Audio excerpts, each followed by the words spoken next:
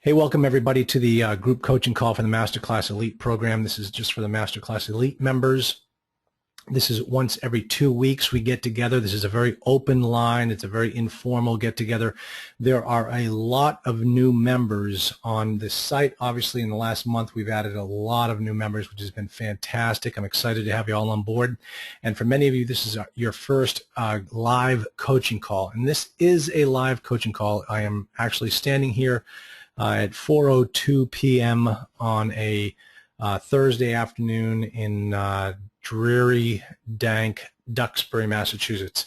So if you're listening to this on the website, this is a recording. If you're listening to us right now, at that time, it is live. The whole point behind this is that originally the intent of these calls was to keep it very open. If anybody wanted to raise their hand and wanted to speak, you could speak directly to me, raise your hand, and I will take you off mute, and we will have a conversation, and everyone on the call will hear that conversation as well. So there's no confidentiality involved here. Everybody can hear exactly what you're talking about. So if there's a particular property that you're dealing with and you want some advice on it, make sure that you want to keep it close to the vest, make sure that you do not disclose any information about that property, because everybody else can hear it. And there's no guarantee that everybody's going to do the right thing. So just assume that, all right? So let me just start by giving you some of the disclaimers. And as you can see, for those people that have been on all of my other calls, I have fixed the process here. It doesn't float in like before. All right, so here's my disclaimer. I am an attorney. I am not your attorney. I will act like an attorney in these calls, but I will not represent you. As a matter of fact, the best way to describe the extent of my services is on a consulting basis. I'm only licensed in the Commonwealth of Massachusetts to practice law. I'm not licensed in other states. I do provide consulting services in those other states, and I always recommend you find local counsel, and I will work with your local counsel to help them through the entire acquisition process. There are different jurisdictional laws, contract issues in different states that a local attorney will understand and know better than I as to how to work through them. And I always use the example of the provision, what we call independent consideration. That is a provision that some real estate contracts have to have in certain states that's not required in other states. If you fail to put it in your contract in those states where it is required, you do not have a valid contract. So that is why you need local counsel to take care of you. All right. If you have any questions, always send them to info@multifamilyinvestingacademy.com. If it's more of a support question, our support staff will take care of you. If it's more of a technical question, it gets bumped up to me, and I always try to respond. And I'll tell you something off the record. If you include your phone number, you may get a phone call from me. Sometimes I just like to talk to you folks and make sure that you're doing things correctly. That's the whole point of this particular process and this particular program. This is an open forum. If I take you off mute and you have any questions, just be courteous, kind, and forgiving. Just be, thoughtful, and make sure you don't use any swear words. This is being recorded, and if there's anything that you don't want to have discussed, if it's a private conversation, send us an email at info@multifamilyinvestingacademy.com, and we will take care of you. All right. Now, just so you understand the technical aspect of this, right now I'm not checking for questions. I will be checking for questions in a moment. I'm not checking for anyone's having their hand up either. So, but here's how it works. If you look on your screen to the right, there's a block from GoToWebinar with all the different things involved in there. You can raise your hand. If I see your hand up, I will ask you online here in a discreet sort of way so nobody knows that it's you, if you would like me to take you off mute. If you want me to take you off mute, and you feel free to ask a question in front of the whole entire crowd, which is totally fine. We're all friends here. Just make a comment in the question block letting me know that that's okay to do, and then I'll take you off mute, and we'll have a nice little conversation, just the two of us in front of all of our friends, okay? The other thing too is let us know what you're going to need in the archive section. Let me explain this for a moment. We are constantly, obviously, adding look over my shoulder videos, frequently asked questions videos, the private money tutorials, and the masterclass lessons. All of those are pretty much mapped out ahead of time. The archive section, I am constantly adding new things to that. And here's what I want you guys to understand. In the next couple of months, I'm still finalizing this. I thought I had it finalized. It all kind of fell through at the last minute. I thought I had finalized the due diligence seminar here in Boston. And because of some hotel screw-ups, it does not look like it's going to happen in Boston at the time that we expected. So thanks to one of my favorite clients, it was recommended that we move the site more south. And like, for instance, around the November-December period down around the Charleston or Florida area, which I think is going to happen. So in that particular time, we're going to have the due diligence seminar. Now, for some of you that have logged into the membership site recently, I think you'll see that I think I'm pricing the due diligence seminar around $1,500. If you're an elite member, it's $495. So it's a huge discount if you're an elite member. I really give a lot of kudos and benefit to being an elite member. I really enjoy having you folks on board. Now, between now and then, I think at the end of this weekend, I am going to post on the archive section all of my due diligence documents that I give out at the due diligence seminar. Elite members will have access to this over the next week. It will appear on the archive section. I believe there are easily over 30 exhibits that you will have access to for due diligence information. It's just great stuff, and it's all the stuff that I teach at the due diligence seminar. So if you can make it to the seminar, great. Would love to have you. You will learn a ton. If you can't make it, the documents that will be provided during that weekend will be available to all of the elite members on the archive section. And in addition to that, I happened to be looking for something the other day, and I found a whole stash of great training information that I didn't even know I had produced. And I'm going to throw that up on the archive section as well. So there's going to be so much information more in that archive section. Somebody said to me the other day, they cannot believe how much information that exists on that archive section. But in addition, if there's something that you need that you do not see there, let us know. We will find it for you. If we have it in our archives, or many times that, as a law firm, we have so many documents that we've produced over time. We might be able to just pull it out and post it right on the website. Just let us know what you need, and we are here for you, okay? All right, let's get started here, and I'm going to, hold on one second. Let me see if I can just, okay, here's the deal. Get your pens ready. This is going to be kind of a unique session. Now, in the past, when I first started doing these group coaching calls, the whole intent was to be an open forum. People can talk, people can ask me questions. And what I found was that people were not asking me questions. I was standing up here for, half an hour, 45 minutes, and just talking. And so what I realized was that to make this thing work and to make it really take off, I should have a lesson produced and lesson ready to go. And if you go back on the membership site and you listen to some of the past group coaching calls, you'll hear some great content, and I teach particular lessons.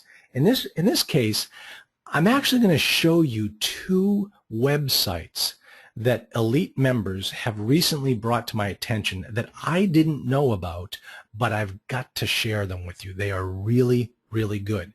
So I'm going to do a quick little presto changeo here with my internet connection, and I will be right back with the first of these two websites. But get your pens and pencils ready, because you're going to need to know the web address so that you can access these sites as well, okay? I noticed that while I was making this change that someone had their hand up, one of my friends. Donald, if you have a question you want me to take you off mute, just make a comment in the question section. As soon as I see that you are giving me permission to make that change, I will do that. So, folks, I received from one of the elite members who happens to be on this call right now this particular website, and he wanted my opinion on it. I had never seen this website before. It's called www.bankassetpoint.com. All right. This is a marketplace for bank assets. All right. This is where banks can put up their loans, their performing and non-performing loans, and their any type of REO property that they have. They can put it up on this website. Now, based upon what I've seen so far, I'm under the impression that this particular website is in the early phases. Now, it's been promoted by one of the industry associations, which is obviously a good sign, but it is, as far as the content or the quantity of assets that they have available on the site, it's not all that great at this particular time. But you never know. I mean, some of the stuff that they posted up here it's really pretty good. I'm very happy to see some of the stuff. So let me show you exactly how this program works. Now, here's the way it works, and I want to dispel any issues you might have. The way they try to make it sound is as though it's a very exclusive website. Now, you need to be a particular type of buyer in order to be approved for this particular website. Now, I went online and I said, well, I'm an attorney, and I'm looking to use this site for my clients to help them buy assets. And, presto chango, I go check my inbox, and I've been approved for my registration. But the thing is that with this, they have two different types, two different sides of it. They have the asset side, and then they have the loan side. So I just requested approval for the asset side. So right now, my registration can only look at the properties that they have listed on the site. I can't look at the loans that they have available, the non-performing loans or the loans that they're looking to sell off on. So I can't look at this, and you're not going to be able to see it when I walk you through this site in just a moment. Now, what I want to stress for you from an acquisition standpoint is to understand the difference between acquiring assets and acquiring a loan. Okay, now when you're buying a loan from a bank, you're buying essentially a piece of paper. When you're buying an REO or an asset from a bank, a property from a bank, you're buying a piece of real estate.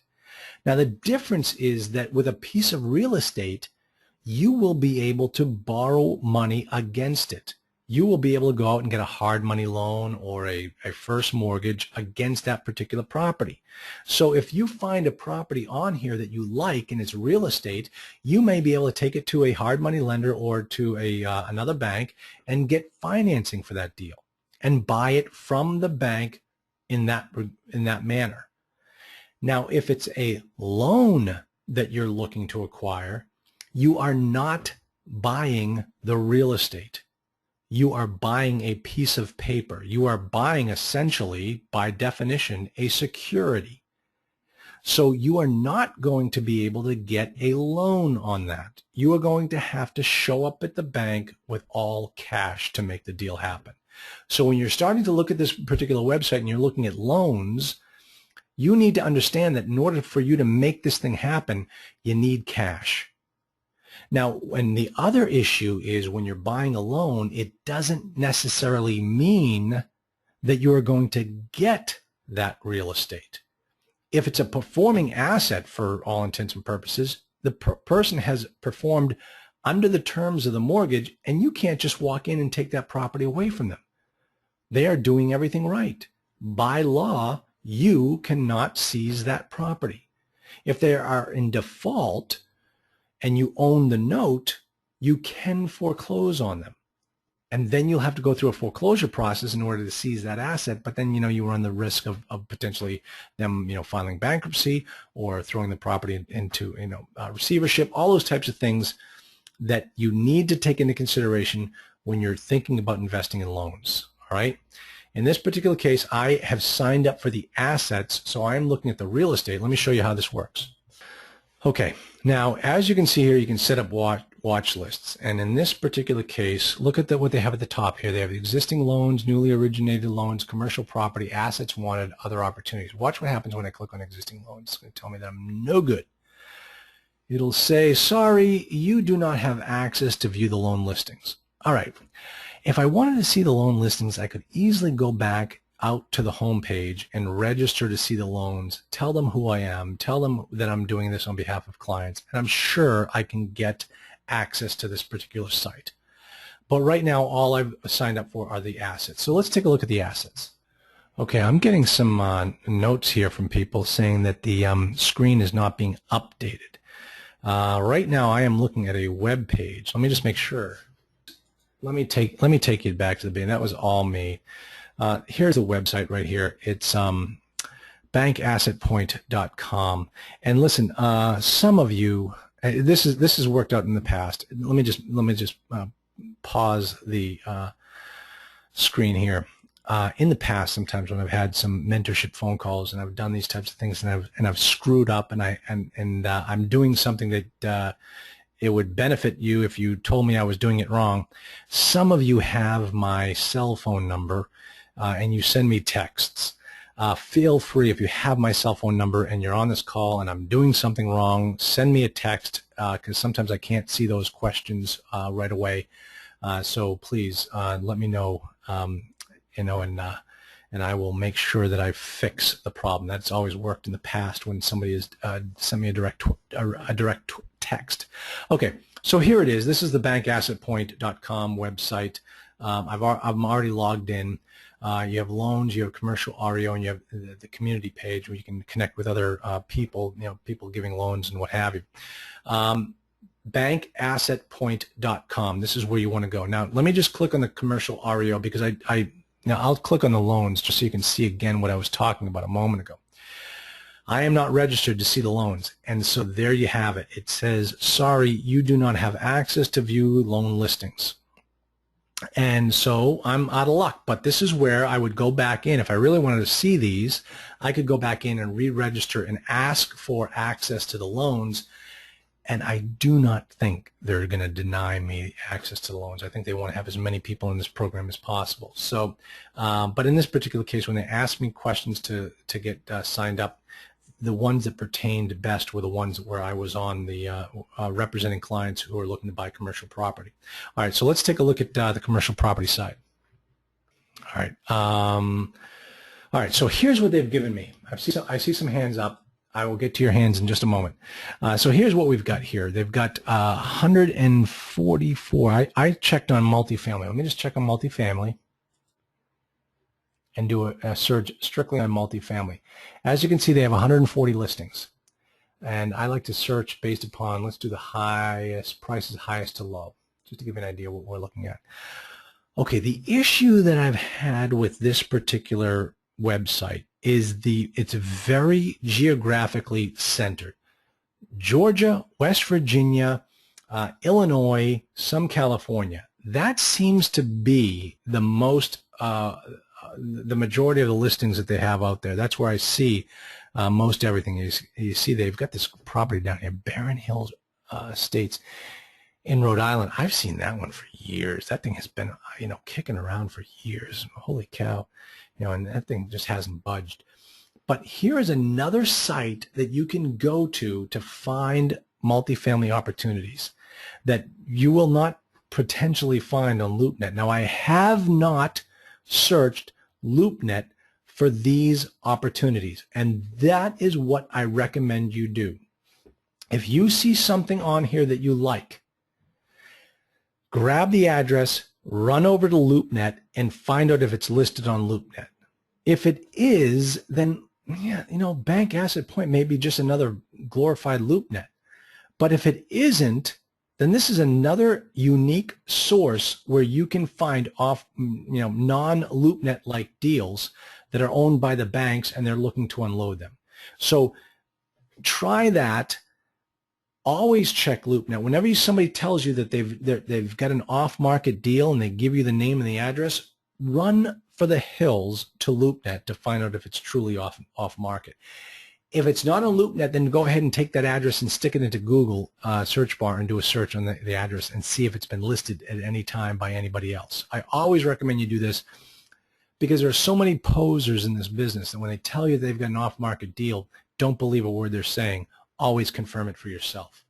All right, so this is the bank Assetpoint website that is showing 140 listings owned by banks, and the banks are trying to unload them. All right, that is the first site I want you to check out from this particular group coaching call. Now, that is the property side. Let's talk about money side here right now. All right, let's see. Now, let me tell you a story. And the longer you're in this business, the more you're going to hear these types of stories. A lot of people go out to these gurus camps for trying to find sponsors, key principals, money.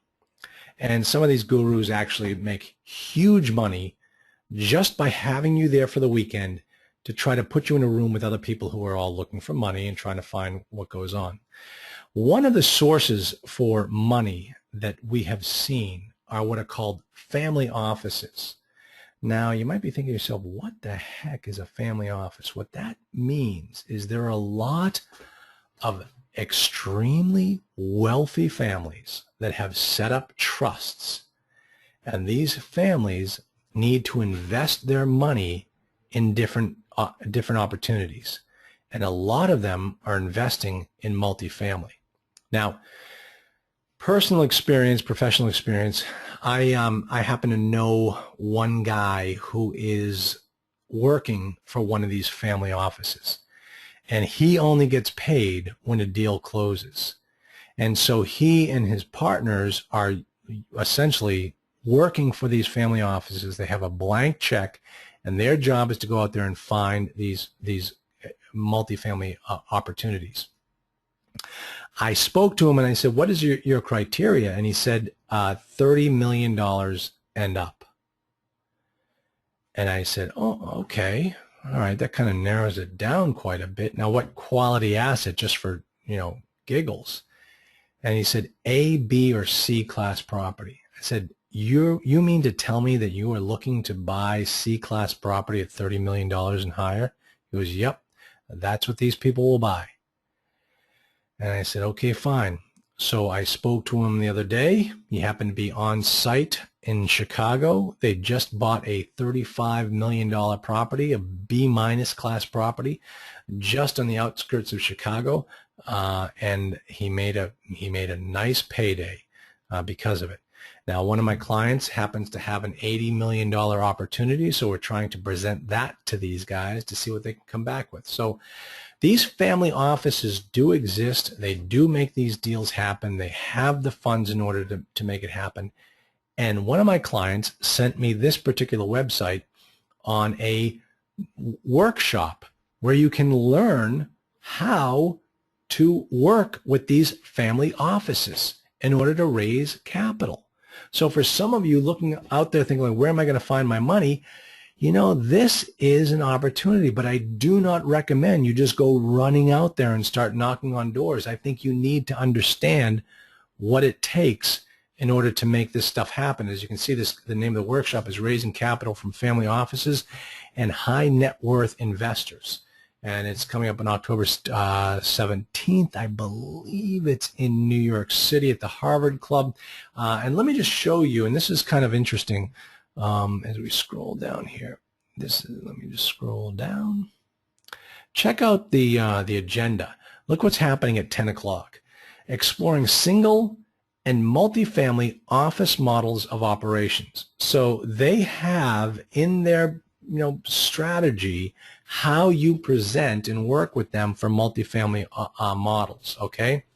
So that is the type of thing you want to understand, and you want to, before you get out there and start going after these opportunities, you want to make sure that you've got your deal all put together perfectly so that when you walk into these family offices, you look great. You've got everything down exactly the way it's supposed to be. So you know, I'm presenting this. I think it's a great idea. I think you all might want to check into it. I think it's like $500 or $495. Full disclosure, I don't make a dime. I don't even know who this guy is.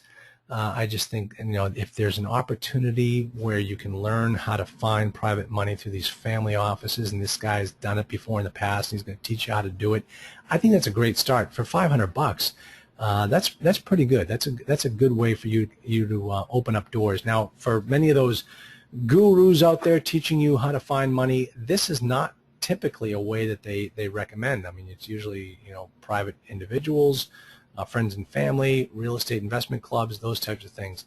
I really think the family office is a great opportunity. Hopefully, we will be able to put something together with my client for that $80 million deal, but you know, we're just going to have to sit back and wait. So yeah, as you can see, it's event pricing of $595. So this particular website, if you don't see it on your screen, it's wilsonconferences.com/family-capital. And that will give you a good little understanding of how another source where you can find money for your deals, okay? And the thing that amazed me when I talked to this guy who just did this deal, and he said $30 million is the minimum, right away my thought was, okay, they're only looking for A and B class properties, but then he came back and said, no, they'll do C class properties as well, which was actually kind of a shocker to me. But when you're looking at some of those major metropolitan areas like New York City and Chicago, I mean, to $30 million of a C-class, you know, you can buy a 200-unit C-class property, or, you know, maybe 300-unit C-class property for that type of price, and that's just typical in that marketplace. You'd never do that in the Dallas-Fort Worth area, but you would do it in a major metro area like LA, San Francisco, Miami. Not necessarily Miami, but New York, Washington, that area. So it does make sense what he said when he started talking those numbers. All right. So those are the two websites that I really wanted to stress and work on with you today. I think there's great resources. I'm actually going to take that the bank Assetpoint. I'm going to add that to the handout section of the masterclass lesson 1, where I show you all the different places to find deals. That particular site is not part of my original presentation, but I'm going to add it and just keep adding different sites so that when you when you sign up and when you get that masterclass program lesson 1, you just are inundated with particular sites as to go and find more deals, non-LoopNet like deals. So, all right, let me open it up right now. I think I have some people with their hands raised. Yes, okay. So let me just check, get some permission from people. Okay. All right. Let me just take some of these questions right down the road. One of them is, first one is from Terry. Terry, you have your hand up. Terry, if you can just tell me if you want me to take you off of mute, and I will be more than happy to do that. Donald, same with you. Donald, I see you have your hand up as well. I don't see a question for you. If you just want to type something into the block and let me know if you want me to take you off of mute, and I will answer your question. Okay, all right, let me see here. Yes, okay, Terry, let me do this. All right, first time, here we go. Okay, Terry, can you hear us? Yes, I can, Charles. Can you hear me? Yes, Terry, you sound good. Go ahead. Welcome aboard. You're like the first time I've ever done this. Go ahead, lay it on us. All right, it's the maiden voyage. Yes. I had wrote in just now the question, but I'll ask it now. On a mixed-use property, how does it fit into the equation on the NOI and the debt service coverage ratio on a storefront with multifamily apartment units above it? Let's say there's 10 multifamily two-bedroom apartment units above a storefront office location, like in a major metropolitan area like Chicago and New York. Okay. All right, first off, the NOI is going to be the NOI. I mean, that's going to be unique. I tell you what, Terry, I'm going to take you off mute. Sounded like the L was going by right by your head, Terry. So I just took you off mute, and I'm going to answer your question. Okay. As far as the NOI, the question goes, how do you calculate the NOI and the debt coverage ratio on a mixed-use property where you have retail on the downstairs and you have apartments upstairs? Okay. The issue isn't so much with the NOI. The NOI is going to be the NOI based upon no matter what style it is. The debt coverage ratio is going to be the same. You're going to have to pick your sleep number. What's your debt coverage ratio that you're comfortable with? I mean, typically, if you're looking at a higher caliber property, like an A-class property, you can go with a lower debt coverage ratio, like around 1.3 or so, because you tend to have higher caliber residents and tenants who pay you on time. Collections and delinquencies are not so much of an issue with A-class property, so you can start to live with a better debt coverage ratio than you can on a B or C-class property. But if it's a B or C-class property, you've got to really draw the line in the sand and understand what your debt coverage ratio is that makes you sleep well at night.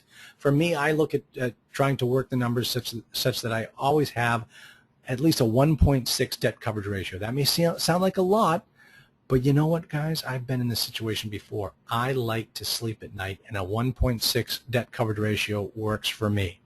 So the major issue that you're dealing with here with a mixed-use property is when you go to analyze the numbers, you've got to make sure that you break the two numbers apart and you look at the apartments differently than you do with the retail. And the reason why you do that is because in different marketplaces and with different types of assets, you're going to have different vacancy rates and different absorption rates, which means that you might be able to, the occupancy of the multifamily asset might be, in that market, it might be, 10% vacancy, but retail is running at 25% vacancy. Okay, now you need to understand that difference between the two styles and make sure that you use those numbers in your calculations appropriately. The other issue has to do with the absorption rate. Now, for those of you that don't understand what absorption rate is, that's how quickly, based upon the market, how quickly can we get these places leased up once they become vacant? Now, typically, the absorption rate on a multifamily is a lot faster than the absorption rate on a retail property.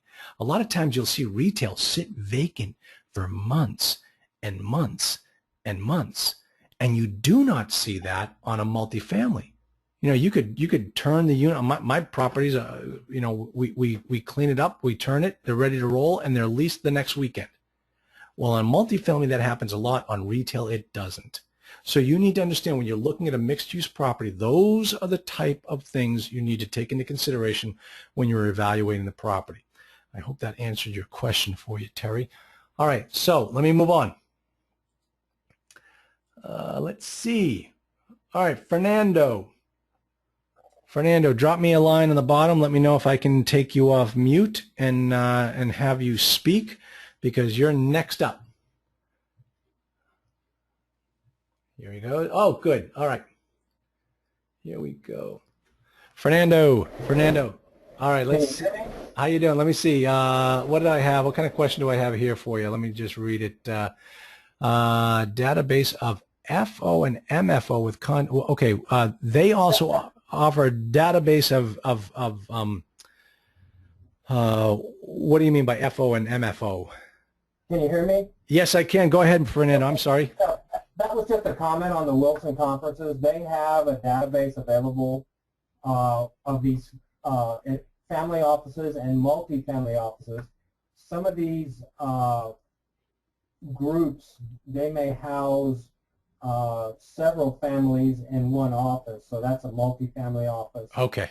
And so you have a big mixture of asset classes, and right. Some will only do energy type investments, where you have others, like you were saying earlier about multifamily. Right. I was saying multifamily as if it was the property, multifamily property, but it was multifamily offices for different families within that office.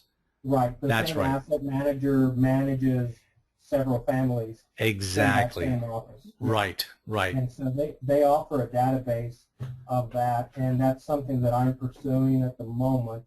The only thing, and that you can get the family offices worldwide, so you can attract, money from abroad, overseas, and whatnot. And tell me how successful have you been? I mean, what have you done with it so far? Well, I just started. Okay. It's kind of in the sorting stage because not all family offices are real estate Right. minded as far as investments go. So I'm in the sorting phase, just kind of putting it out there and see if I get a response, if they're even interested in real estate assets at all. And then, of course, it's a funnel. You're going to narrow that down, and only so many offices are going to be interested in that asset class. Exactly. Yeah, and you've got to really ask the tough questions. I see this a lot with clients of mine and students in this program that come to me and say, "Hey, I've got this woman who has a lot of friends and family back in Pakistan. They want to invest in the U.S. They want to buy real estate. They want to pay all cash. How do I approach this?" And the thing you've got to always ask is, what type of real estate are they looking for? Exactly. If you're just looking for if you're just searching all day long for multifamily and these people want offices, well then, hey, that's a great story, but you're never going to close on a deal. You've got to ask the tough questions early on to figure out what the flavor of their money is, or we're just wasting our time. Exactly. Yeah. It's kind of like talking to a private lender. You've got to feel them out and see where their temperature's at on certain types of, asset class as far as real estate. Because, I mean, if you don't, you've got to qualify them just like you're qualifying a deal. Does this money source potentially fit what I'm trying to do? If not, it's probably not going to work. Right. So, yeah, that's kind of where we're at right now, is sifting through that database and kind of just putting the feelers out and see what type of assets they're interested in deploying, their capital towards. Right. I mean, when I sat down, and I think there's a question here is, have you ever contacted any of these family offices in the past? Ronnie's asking me that question. And Ronnie, the only time that I've ever had direct contact with them was through this person here in Boston. And what happened was it's my attorney. Even though I'm an attorney, I have my own attorneys. One of my attorneys is, this guy, we've known each other since we were freshmen in high school. And, his office is up in Boston, and he said, "Hey, listen, I got a guy in my office that is out there buying apartment complexes." And I thought, "Oh, what? Really? Tell me more." And that's when we set up the lunch, and I went to meet with him. So that was the first and only time, Ronnie, where I've had any type of direct involvement with somebody from a family office. And, getting back to what Fernando was saying, and Fernando, I'm going to put you back on mute right now. Sure. What Fernando was saying is, I really went up there to have lunch with him to find out what exactly he's looking for, because I have a lot of clients that have deals and I want to match them up with a guy like this. And so I made sure I asked the tough questions of, what are you looking for? When this guy told me $30 million, I thought, oh, well, all right, that kind of, prices a lot of some of my clients' deals out of the way. But what type, if I found a 30 million, what types of properties are you looking for? And I got to tell you, having been in this business for years, and, you hear me talk about this quite a bit, where I say, there's a bumper sticker on my car that I'm, life is too short to own C-class property. When this guy told me that they do $30 million deals for A, B, and C-class property, right away, kind of the BS meter went up in my head. And I thought, $30 million deal for a C-class property? Really, pal? Come on. And then to find out that this guy actually did one just outside of Chicago, a very big deal for $35 million. Okay, you know what? He's right. That's exactly how it works, and he did do that. So, so to answer your question, Ronnie, that is really where I've the extent that I've had it before. So, all right, let me move on here. I've got Colin's got a question. He says, Richard, I guess my name's Richard now. I wanted to point out that Wilson does have a group on LinkedIn. I am connected to him, and there are 70,000 members of that group that post opportunities all the time. Oh my gosh, Colin, that's great. Okay, folks, Colin has just given you another great place to go out and find opportunities. What you want to do is go on LinkedIn. If you haven't done this yet, what are you waiting for? I teach you that in the first lesson. You've got to be on LinkedIn. You've got to sign up for groups. So what you're going to do is you're going to go onto LinkedIn. You're going to click on the I think it's the contact button, and you're going to drop down to groups, and then you're going to do a search on groups for family. Family owned what are we looking for? Family office capital raising or Wilson conferences. And once you find that group that this Richard Wilson is putting together, you want to request membership in that group. And then what you also want to do is on email updates, you want to get updates on everything that happens on that group, either on a daily or a weekly basis. My recommendation is you do it on a weekly basis. I mean, many of you have jobs out there while you're trying to build up your multifamily side. So the thing is that if you started getting daily updates, you will be inundated. You won't even look at them after a while. And if you do weekly updates on Saturday morning before the kids get up, you can open up your email. You can read all the things that happened on this Wilson Conference LinkedIn group over the last week, and you can get caught up that way. So that's how I would recommend doing it. Colin, thank you so much. That's great advice. I love it. I love it. Okay, let me keep moving on here. And Ronnie, Ronnie, I'm going to get down to the bottom of the questions in a moment. If you could just answer me, if I've answered your question correctly, have you ever contacted any of these family offices in the past? I want to make sure that you're taken care of. Okay, question is, when is it going to be the due diligence event? Okay. All right, folks, let me explain to you what's going on in the due diligence. What originally happened was we were set to do it in the end of October. Then we had a scheduling snafu with the hotel. We were going to do it in Boston. And then we started talking to the hotel, and, you know, November is really half a month with Thanksgiving, and then December is half a month. But what we figured is that if we can get the due diligence and the Shark Tank weekend and subsequent weekends in December, that's probably how we're going to end up doing this. And we're going to do it because it's December. Believe me, trust me, I can't stand cold weather, and I do not want to send people up to Boston in December. So what we're looking at now is either Florida or my favorite spot, Charleston, South Carolina. And so, you know, that's kind of the where we're looking to do it. Now, I'm going to get that finalized by next week. The website's going to get up. Folks, listen, if you're interested, if you're serious about this business, this particular due diligence seminar is hardcore. All right. This is not a rah-rah session. This is not a sales-a-thon like some of the other weekends you've been to. This one, you come in on Saturday morning at 9 o'clock, and we work straight through until 5 o'clock on Sunday afternoon. And I take you through the entire due diligence process. By the time you are through that weekend, you will understand every aspect of the contracting process. Once you get a deal, once you submit an offer and you get the deal closed, you will understand the entire process. It is a, you know, essentially I kind of make fun of people when they show up in this weekend, because I look at them, it's like, are you kidding me, people? This is tough stuff, and I'm going to take you through the tough stuff, and by the time you're done, you will have so much confidence in your ability. But man, it is a work weekend, I'll tell you that right now.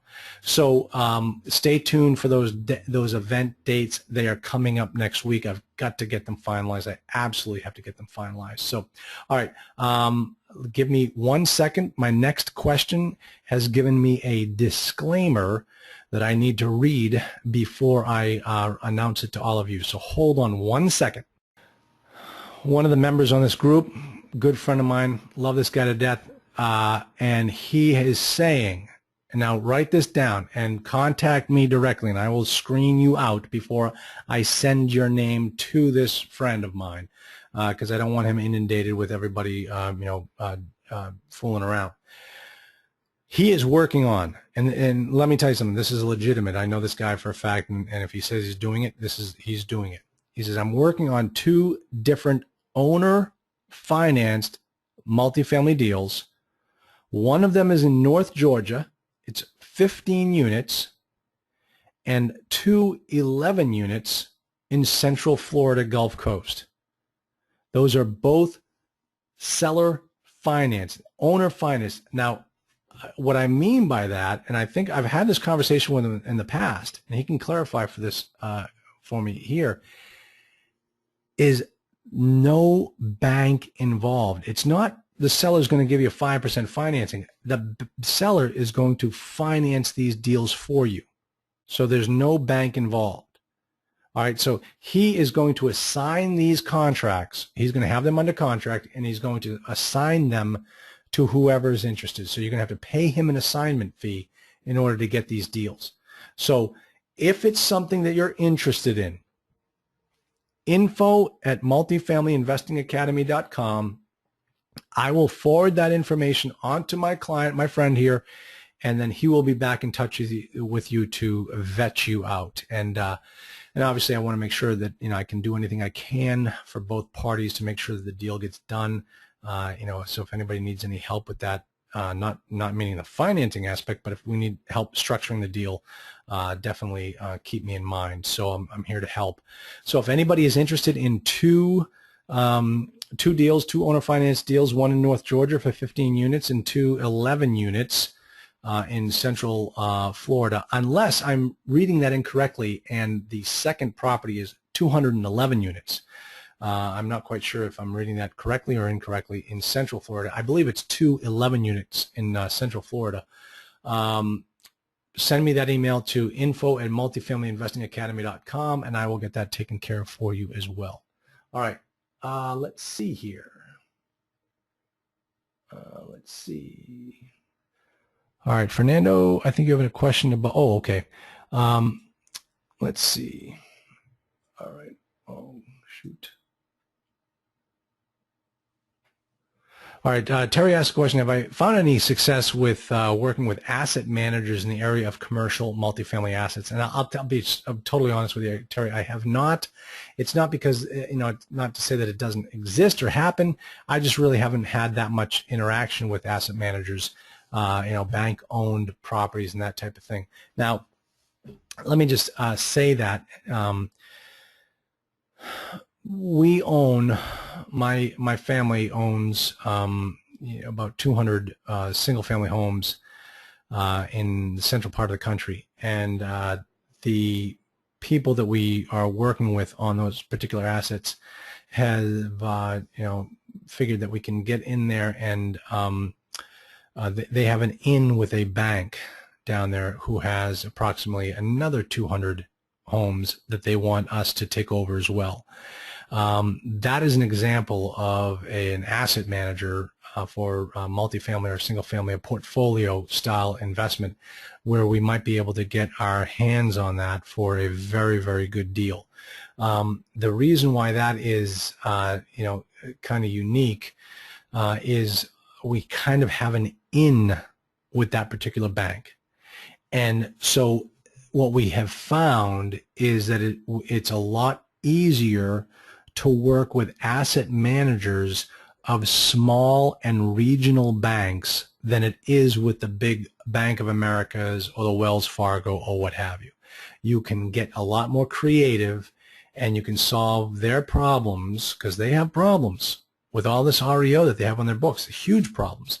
And you can get in there and solve their problems easier if it's a smaller bank than you can if it's a larger bank. So that's the situation we find ourselves in right now with the assets that we own down in the Midwest, in the South Central. But it's and I recommend that, as I mentioned in our first video, the first masterclass video with Bauer Financial, you can find those properties, find those banks that are smaller regional banks that have problems. You can go on Bauer Financial and find those particular banks and the people that you want to speak to and start dialing for dollars that way. So hopefully that helps. All right. All right. Okay. Now, Fernando, you have a question about the earnest money deposit program. Right now, the earnest money, the funds for the earnest money program are in use. I'm trying to find other investors to come in with that. But Fernando, if you want to just send me an email and we can set up a private conversation so I can explain to you exactly how the earnest money deposit program works. But right now, we have to wait for some of these funds to get cleared out and come back into the program before we can start lending, and it's not lending as a matter of fact, before we can start using our investors' earnest money deposit programs, earnest deposit money again. So, but I'll be more than happy to explain to you how that program works. Just shoot me an email at info@Multifamily Investing Academy. I appreciate that, and I see you said yes, and we will do that soon. All right. Now, I did get a correction from my friend. He said yes, it's 111 unit in Florida. So those are the two deals. So the two properties, one in North Georgia and one in Florida. So if you're interested, send me that email. And typically what I do in that particular case, just so people are not beating down my door all the time, is I am just going to forward your email on to my friend, and he will contact you directly. I'll act as a conduit, but he will contact you directly. I try to back out of it. I hook the two of you up and then take it on from that point on. All right, so last question that I have here, if anybody has anything else, I'll be more than happy to answer it, but we're running out of questions, which is great because we're coming up on an hour. The question is, would C-Class make sense in a metro market on Section 8 multi-properties? Rent money is almost guaranteed or a major portion of it. Okay.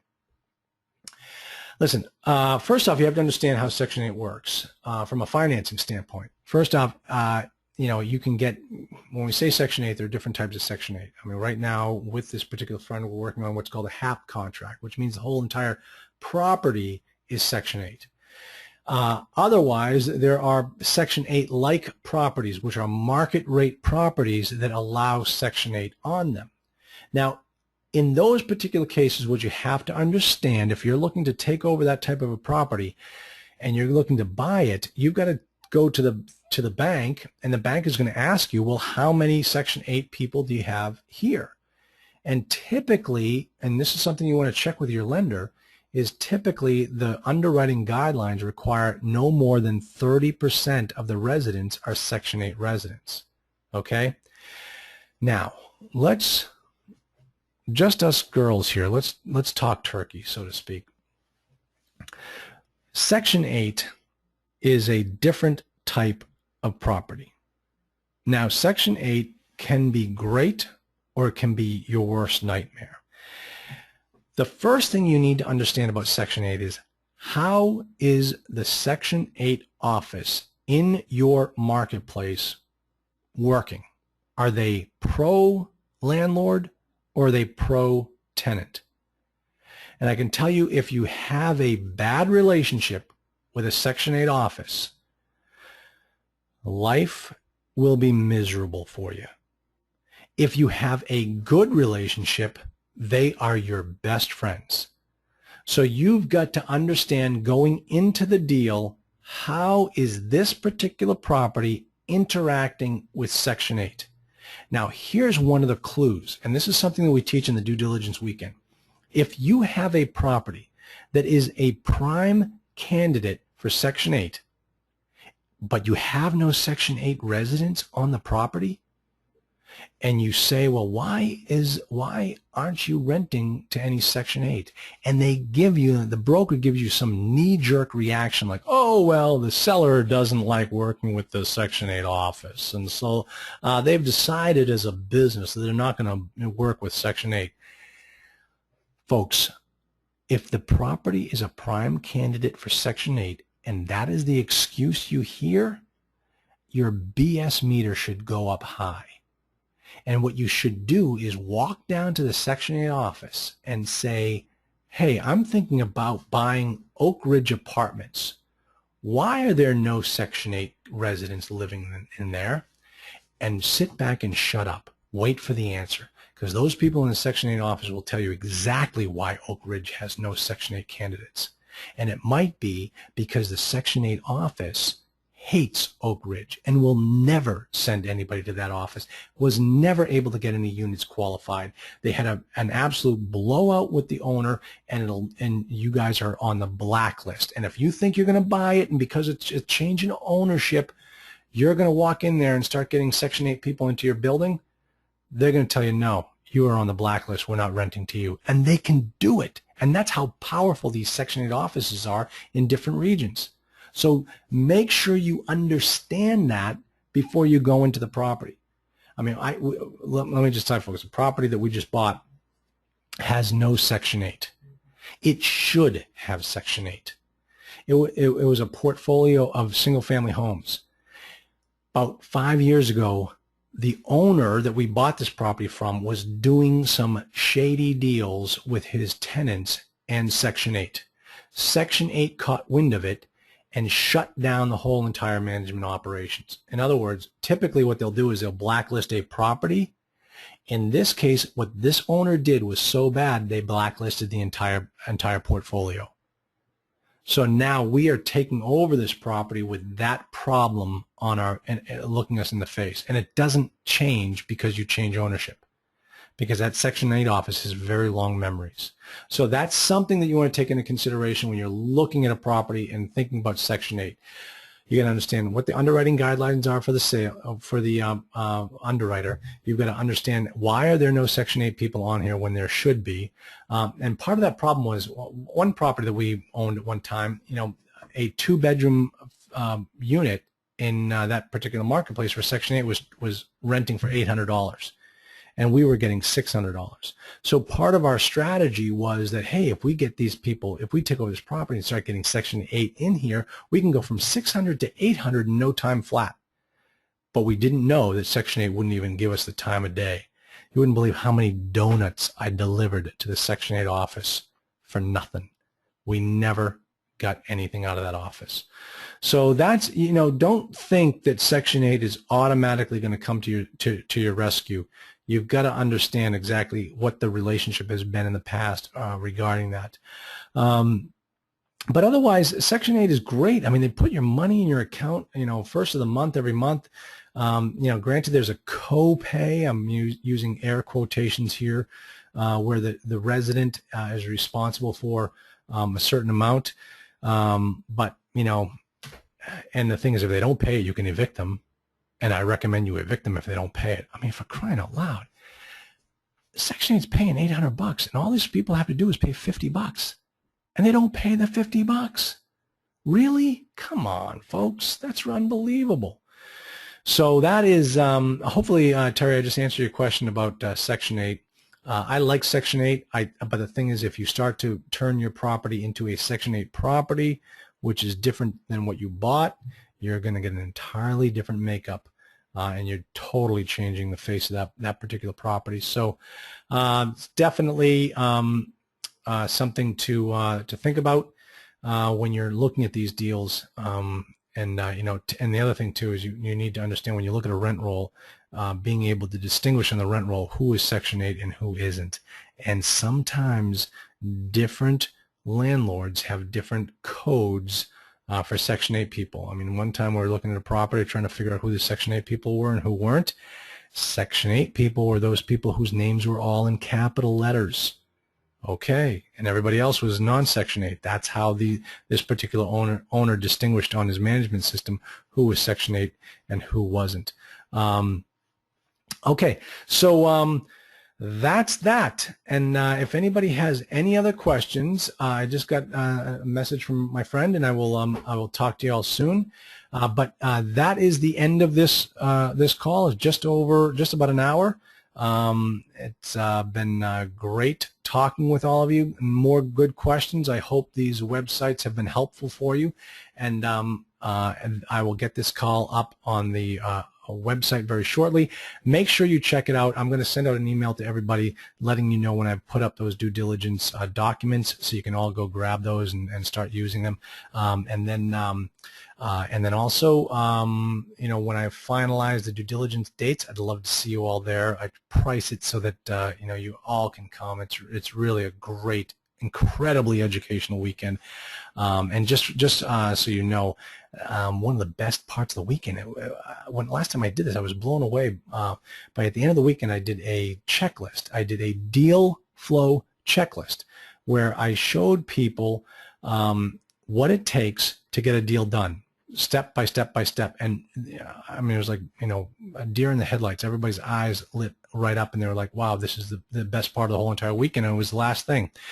So I will be doing that again as well. But also that document I will put up on the archive site for all of you to review. So, and yep, thank you, Carolyn. I appreciate that. I appreciate compliments. And if anybody has any questions, info@multifamilyinvestingacademy.com. I will talk to you all soon. Thanks for coming, everybody. Bye-bye.